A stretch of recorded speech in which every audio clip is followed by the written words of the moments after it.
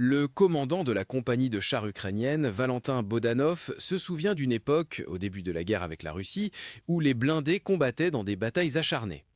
4 ans après le début du conflit, il dit que de telles confrontations sont presque impossibles. Les petits drones, mais mortels, dominent désormais le ciel au-dessus des champs de bataille de l'Ukraine, rendant extrêmement dangereux le déplacement des véhicules blindés, déclare Bodanov, un sergent-chef de la 127e brigade mécanisée de Kharkiv en Ukraine. Son char T-72, capturé aux Russes, reste caché sous un filet de camouflage près de la ligne de front enneigée dans la région nord-est de Kharkiv, réduit à un morceau d'artillerie statique. Bodanov, qui est servi depuis le début de l'invasion russe, a vu les tactiques militaires traditionnelles être renversées alors que la technologie a forcé les deux parties à faire de nouveaux calculs sur le champ de bataille.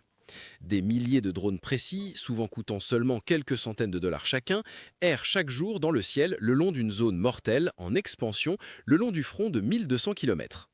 Ils sont rejoints par une gamme croissante de drones plus puissants, capables de voler plus loin et de transporter des charges plus lourdes.